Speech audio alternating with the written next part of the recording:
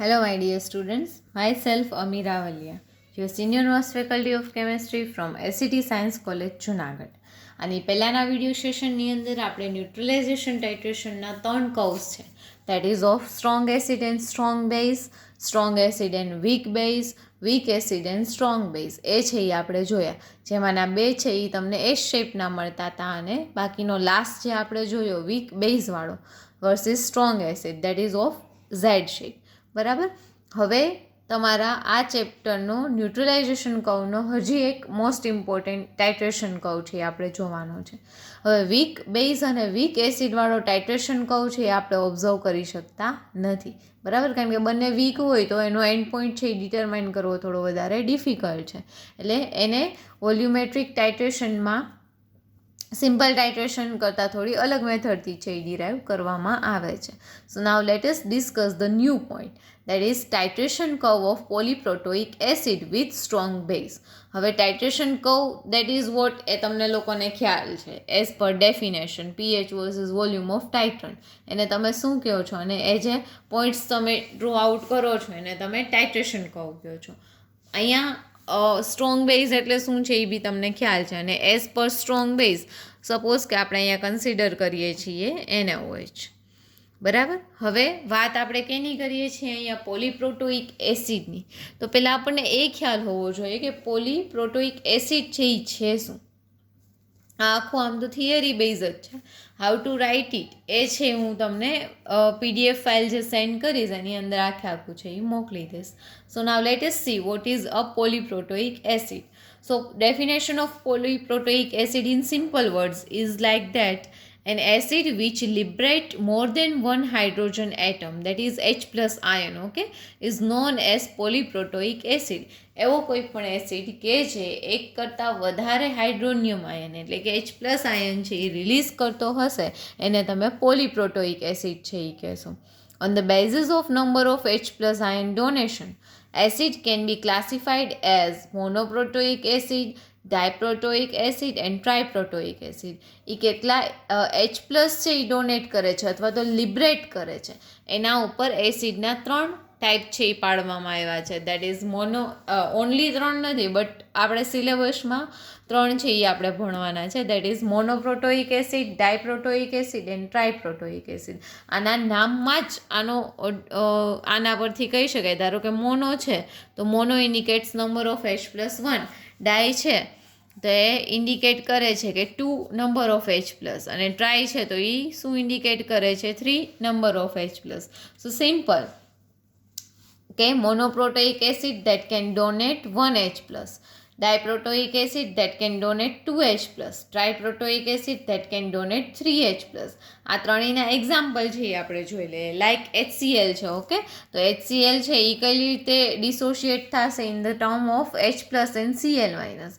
So we can say that it can donate 1 H plus, so that is an example of monoprotoic acid. Same as H2SO4 can donate 2 H plus and H3PO4 can donate 3 H plus. So ionisation of polyprotoic acid આપણે જોયું કે H2SO4 છે એ 2 H plus આપે છે અને H3PO4 છે એ 3 H plus આપે છે. પણ આ એકી સાથે છે એ તમને 3 H પ્લસ ને 2 H પ્લસ છે એ નહીં આપી દે. But ionisation of polyprotoic acid occur in different stages. એમાં એક કરતાં વધારે અલગ અલગ સ્ટેજ હોય અને દરેક સ્ટેજમાં એ એક H પ્લસ આયન છે એ ડોનેટ કરે છે. They do not donate their all H plus at one time. બધા H પ્લસ છે એ એક જ વખતમાં એ ડોનેટ કરી શકતો નથી. So they are having the multiple end points અને એના લીધે જ એવું થાય છે કે પહેલો H પ્લસ ન્યુટ્રલાઇઝ એક પોઈન્ટે થશે, એ કમ્પ્લીટલી થઈ ગયો, પછી એ બીજો H પ્લસ લિબરેટ કરશે, પછી એ ત્રીજો કરશે. એટલે ધારો કે ટ્રાયપ્રોટોઇક એસિડ હોય તો તમને નંબર ઓફ એન્ડ પોઈન્ટ્સ છે એ કેટલા મળશે એપ્રોક્સિમેટલી, તો કે 3 છે એ જોવા મળશે. ડાયપ્રોટોઇક હશે તો 2 અને મોનોપ્રોટોઇક એના તો આપણે એક્ઝામ્પલ જોયા કે એન્ડ પોઈન્ટ આપણને કેટલા મળતા હતા તો કે એક જ મળતો હતો. તો હવે આપણે નેક્સ્ટ જોઈએ H3PO4 છે એનું ધારો કે સોલ્યુશન હોય તો એ આયનના ફોર્મમાં રહી શકે તો એ પોતે ડિસોશિએટ થશે H3O પ્લસમાં ને H2 H2PO4 માઇનસની અંદર. તો આનો જો ઇક્વિલિબ્રિયમ કોન્સ્ટન્ટ આપણે લઈએ કે જેમાં વોટરને આપણે કોન્સ્ટન્ટ તરીકે ગણી નાખીએ તો અહીંયા તમને concentration of H2PO4 minus upon મળશે H3O પ્લસ અપનમાં કોન્સન્ટ્રેશન ઓફ રિએક્ટન્ટ એટલે કે H3PO4. તો આનો રેશિયો પ્રેક્ટિકલી છે એ તમને કેટલો મળશે 7.11 × 10⁻³ જેટલો. આ વેલ્યુ છે એ તમે યાદ નહીં રાખો તો ચાલશે, આ ઇક્વેશન છે એ યાદ રહી જાય તો ઘણું. અને પછી સેકન્ડ સ્ટેપમાં શું હશે, આની જે પ્રોડક્ટ છે એટલે કે H2PO4 એનું પાછું વોટરની પ્રેઝન્સમાં ડિસોસિએશન થશે in the form of H3PO4 -2. પહેલાં એક હતો પછી બીજો, અહીંયા 2 હાઇડ્રોજન હતા, હવે અહીંયાથી એક હાઇડ્રોજન પાછો H2O સાથે જોડાય અને H3O પ્લસ બનાવે છે. તો અહીંયાથી એક હાઇડ્રોજન ઘટીને એનો ચાર્જ કેટલો થઈ જશે તો કે HPO4 -2 જેટલો. જો આનો ડિસોસિએશન કોન્સ્ટન્ટ છે એ આપણે ડિટરમાઇન કરીએ તો Ka2 એટલે કે સેકન્ડ ડિસોસિએશન કોન્સ્ટન્ટ તમને આવી રીતે મળશે. It is equals to concentration of product upon concentration of reactant, જેમાં H2O છે એને આપણે કોન્સ્ટન્ટ ગણી લઈએ તો અહીંયા તમને મળશે HPO4 -2 × concentration of H3O plus અપનમાં H2PO4 માઇનસ. ઓકે, હવે એવી રીતે ત્રીજા પહેલા સ્ટેપમાં એક H પ્લસ રિમૂવ થયો, બીજામાં બીજો, હવે થર્ડમાં શું થશે તો કે ત્રીજો H પ્લસ છે એ રિમૂવ થઈ જશે. પણ અહીંયા આપણે શું યાદ રાખવાનું છે, here Ka1, Ka2 and Ka3 are dissociation constant, એને આપણે ડિસોસિએશન કોન્સ્ટન્ટ કહીશું કેના તો કે H3PO4ના. જનરલી ફર્સ્ટ ડિસોસિએશન કોન્સ્ટન્ટ છે બીજા ડિસોસિએશન કોન્સ્ટન્ટ કરતાં હંમેશા 10⁵ to 10⁴ જેટલો કેવો હોય છે, મેક્સિમમ હોય છે. Here first step is fast, પહેલું સ્ટેપ છે એ ફાસ્ટ છે, સિમ્પલ વસ્તુ છે કે જ્યારે મારી પાસે છે એ 1 રૂપિયો હતો તો એમાંથી 10 પૈસા લેવા ઇઝી હતા.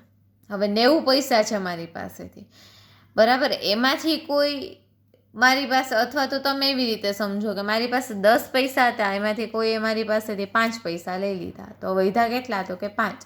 તો હવે આપણે શું કરીએ, 5 પૈસા હોય તો એનો વધારે છે એ બચાવ કરીએ કે ભાઈ મારી પાસે એટલા જ રહ્યા છે, તો આ પણ એ જ કરશે.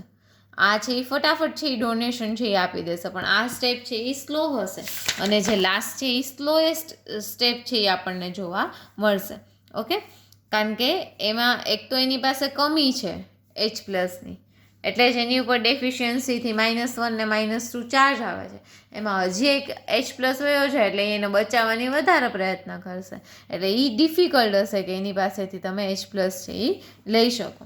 So for polyprotoic acid, the ratio of first and second dissociation constant Ka1 and Ka2 should be greater than 10⁻3.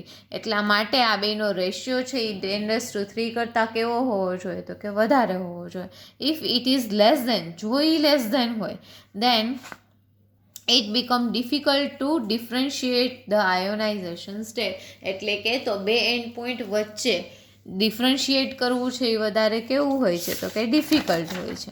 So four resulting overall equilibrium, જો આપણે ઓવરઓલ ઇક્વિલિબ્રિયમ કોન્સ્ટન્ટ છે એ જોતો હોય તો એ કોઈ પણ 2 અથવા તો 3 કોન્સ્ટન્ટના મલ્ટિપ્લિકેશનથી છે એ આપણને મળી શકે, બરાબર. Left hand side into left hand side, તો આપણે એની આગળ છે એ જોયું કે આપણને Ka1 × Ka2 આપેલા છે, તો Ka1 આપણને કંઈક આવો મળ્યો તો H2PO4 -2 into H3O plus into H2PO4, અને સેકન્ડ ડિસોસિએશન કોન્સ્ટન્ટ છે ધારો કે આપણને આમ મળ્યો છે -1 HPO4 -2 into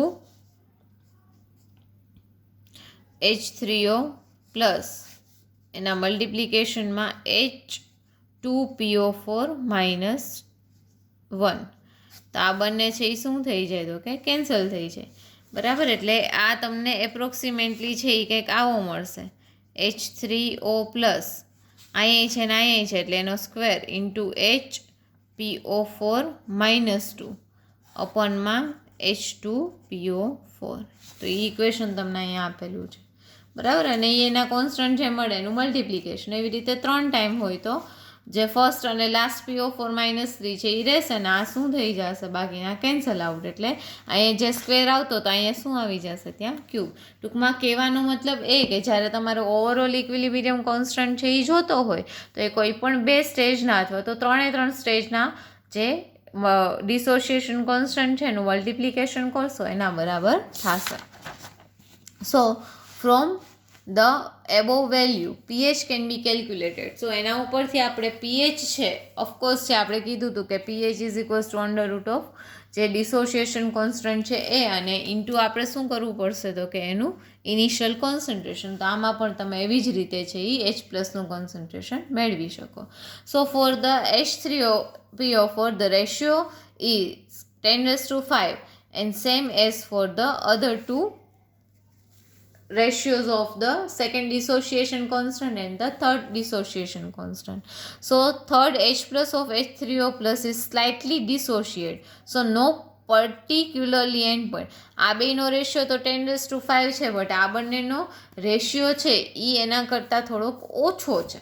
એટલા માટે આપણે અહીંયા કહી શકશું કે આના મળવા જોઈએ આપણને 3 એન્ડ પોઈન્ટ, કારણ કે એ 3H+ છે એ ડોનેટ કરે છે.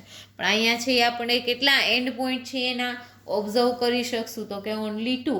કારણ કે થર્ડ સ્ટેજ છે એ આપણે હમણાં જ આગળ કીધું કે એકદમથી કેવું છે તો કે સ્લો છે એટલે એનો એન્ડ પોઈન્ટ છે એ ગ્રાફિકલી ડિટરમાઇન કરવો એ છે એ થોડો કેવો છે તો કે ડિફિકલ્ટ છે. બરાબર, આપણે ટાઇટ્રેશન આમાં આપણે કેલ્ક્યુલેશન છે એ કરવાની નથી. સો pH versus volume of base તમે કરો. આ કેના વર્સિસ વાત કરીએ છીએ આપણે હમણાં શું લીધું હતું તો કે H3PO4. તો આ 0.1 મોલર H3PO4નું ટાઇટ્રેશન 0.1 મોલર NaOH સાથે કરાવવામાં આવે તો એનો શેપ છે એ તમને આવી રીતનું મળશે. અને S શેપ જ કહેવાય. પણ અહીંયા 2 એન્ડ પોઈન્ટ છે એટલે એવું આપણે ધારી શકીએ કે 2 છે એ આખા કનેક્ટેડ છે. ઓકે, અને આનું ફાઇનલ જ્યારે તમારે વોલ્યુમ કન્સિડર કરવાનું હોય તો V2 - V1 જે મોટું હોય એમાંથી નાનું વોલ્યુમ બાદ કરી અને કન્સિડર કરવામાં આવે છે. So now let us discuss. આપણે ટ્રાઇપ્રોટોઇક એસિડ છે એ જોયું. બરાબર, હવે આપણે શું જોવાનું છે તો કે ડાયપ્રોટોઇક એસિડ છે એ આપણે કન્સિડર કરીએ. ડાયપ્રોટોઇક એસિડ તરીકે આપણે શું લીધેલું હતું તો કે H2SO4. So now let us discuss about it. So now if we are considering H2SO4, જો આપણે ડાયપ્રોટોઇક એસિડ તરીકે H2SO4 કન્સિડર કરીએ then first H+ can be dissociate at large amount. ઓની જેમ જ થશે. બરાબર, કે ફર્સ્ટની અંદર બહુ જ ઇઝીલી, કારણ કે એ થોડું કેવું હશે તો કે ફાસ્ટ સ્ટેપ હશે with respect to the second dissociation of H+. અને એટલા માટે જ ઓની અંદર શું હતું કે થર્ડ એન્ડ પોઈન્ટ આપણને નહોતો મળતો કારણ કે એ સ્લો હતો. આમાં પણ એમ જ થશે કે સેકન્ડમાં એન્ડ પોઈન્ટ છે આપણને નહીં મળે. વાય સેકન્ડ સ્ટેજમાં? કારણ કે ફર્સ્ટ છે એ થોડું કેવું છે તો કે ફાસ્ટ છે. એટલે મળવા જોઈએ તમને કેટલા પ્રેક્ટિકલી જે થિયરિટિકલી વેલ્યુ છે એના પ્રમાણે 2 એન્ડ પોઈન્ટ મળવા જોઈએ, બટ પ્રેક્ટિકલી તમને કેટલા એન્ડ પોઈન્ટ મળે છે તો કે only 1. That is pH versus volume of base. આ પણ તમને કયા શેપનું મળશે તો કે એસડ શેપનું.